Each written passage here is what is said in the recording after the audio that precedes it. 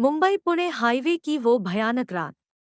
मेरा नाम रोशन है और मैं मुंबई का रहने वाला हूँ। दोस्तों, इस दुनिया में कई तरह की नकारात्मक और सकारात्मक शक्तियाँ होती है, ऐसे मेरे दादाजी कहा करते थे। जब मैं छोटा था, तब मैं अपने दादाजी से कई कहानियाँ सुना करता था जिनमें भूतों की डरावनी कहानियाँ भी शामिल थी। वैसे सच कहूँ तो मेरी बचपन से ही भूतों से बहुत फटती थी। मैंने कभी किसी भूत को सच में नहीं देखा था, पर उस रात मेरे साथ कुछ ऐसा हुआ कि उस दिन से मेरी जिंदगी हमेशा के लिए बदल गई। मैं मुंबई के वर्सोवा गांव में रहता था। ये बात तब की है जब देश में कोरोना ने हाहाकार मचाया हुआ था। मैं तब 12 में पढ़ता था। कोरोना की वजह से मेरे कॉलेज को छुट्टियां थी। उस वक्त ज्यादातर कोरोना के केस मुंबई जैसे बड़े शहरों से आ रहे थे। उस वक्त इस बीमारी से बचने के लिए मेरे पापा ने मुझे और मेरे बड़े भाई को गांव भेजने का निर्णय लिया। मेरा गांव सातारा जिले में पड़ता है। अब गांव तो जाना था, लेकिन उस वक्त तो कोई भी बस की सेवा या ट्रेन की सेवा नहीं थी, सब बंद था। लेकिन मेरे चाचा ने जैसे तैसे हमारा गांव जाने का इंतजाम किया। उनका पहचान का कोई डॉक्टर था जिसकी पर्ची की मदद से हम सातारा के लिए निकले। उस कार में मैं और मेरा बड़ा भाई, हम दोनों ही थे। करीब शाम के 6 बजे हम गांव के लिए निकले। वैसे निकलना तो जल्दी ही था, लेकिन पापा बिल्कुल भी रिस्क नहीं लेना चाहते थे, इसीलिए जैसे ही गाड़ी का इंतजाम हुआ वैसे ही मुझे और भैया को गांव भेज दिया। तो कार में बैठकर मैं और भैया निकल पड़े।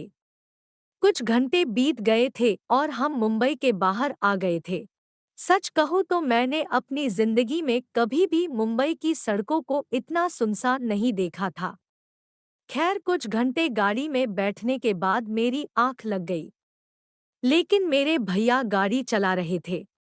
कुछ वक्त बाद अचानक ही गाड़ी को एक बड़ा झटका लगा और मेरी आंखें खुल गई।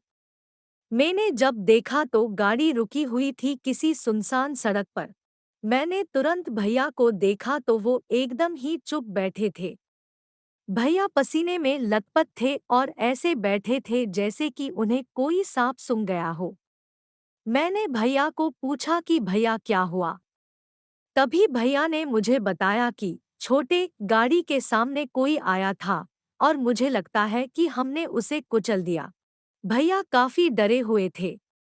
वो तुरंत गाड़ी से नीचे उतरे और मैं भी उतरा। हमने पीछे देखा तो वहां कोई भी नहीं था। हम एक घाट पे थे।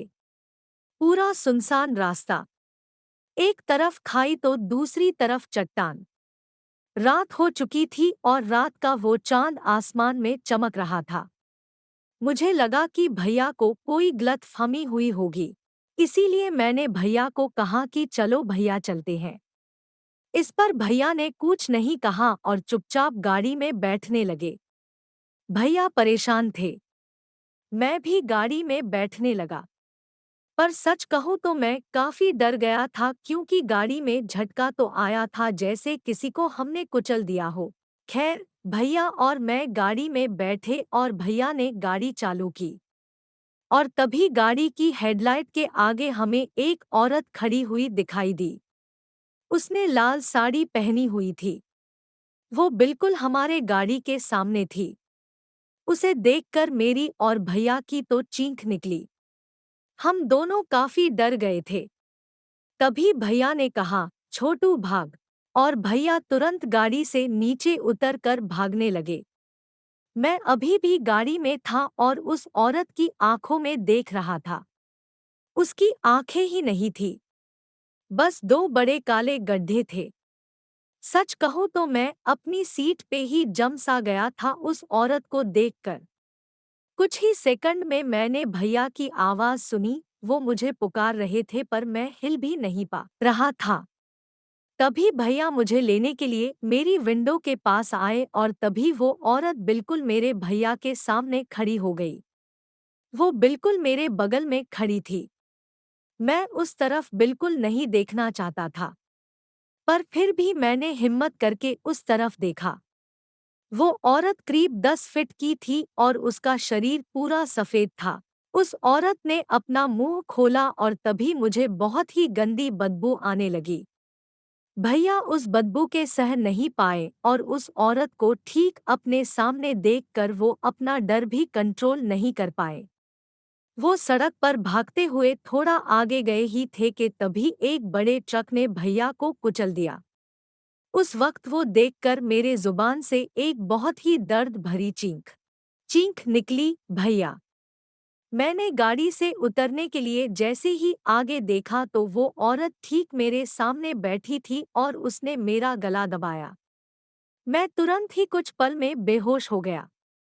अगले दिन जब मेरी आँख खुली तो मैं पुणे के एक अस्पताल में था।